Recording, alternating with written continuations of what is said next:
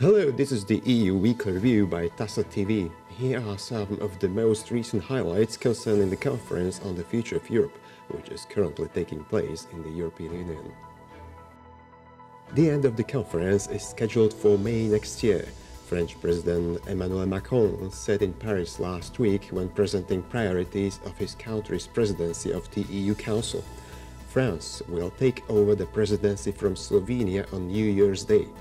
Macron still hasn't officially announced whether he'll run for president, but even if he doesn't, or if he loses in April, he'll still be able to close the conference as president in May, so he'd symbolically be closing what he actually started after Brexit, when he came up with the idea of holding a Europe-wide conference of direct dialogue with the public on the EU's future shape. TASA also approached several members of the European Parliament from Slovakia these days to ask about their views of the conference on the future of Europe. Christian Democrat Ivan Štefanec said that the fact that politicians are asking the public for its opinions demonstrates that the European Union isn't a political monolith, but a dynamic structure ready to change and improve. Štefanec noted that he himself has partly contributed to the conference by organizing several events. Some were about the economy, and other events presented the views of religious groups and the elderly. Michal Viezik from the Progressive Slovakia Party and the Renew Europe group said that he was pleased to see climate change and environmental protection among the most frequently discussed topics at the platform, not only in Europe but also in Slovakia. According to him, it will be essential to sort out the suggestions well within individual working groups and prioritize those that can lead to visible changes. Meanwhile, SME Social Democracy MEP Monika Beňová sees the biggest room for improvement in the areas of climate change, digital transformation, strengthening equality, social justice and workers' protection. There is also a need to improve the functioning of the common market and the economic recovery in the context of the coronavirus crisis, she said. According to Beňová, the coronavirus pandemic has shown the need to, quote, streamline and strengthen joint response tools to manage crisis, end of quote.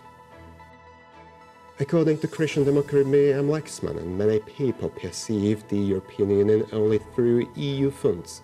Therefore, the basic role of MEPs is to meet people and, quote, explain the principles, ideas and benefits of EU membership to them, end of quote. She believes that the conference itself should come closer to the regions and to people who still need to get to know the Union. MEPs, top politicians and other bodies with direct experience of the European Union should work on this. Former Education Minister, now MEP Eugen Jurzica from the Liberal Freedom and Solidarity Party, which is part of the Slovak government, said that the conference should help to transfer experience of individual member states, quote, so that people can benefit from every euro as much as possible, end of quote. For example, he said, if we can see that Estonia is successful in investing more on the stock market, an analysis should be done to translate this experience. As he claims, the EU isn't doing this properly at the moment.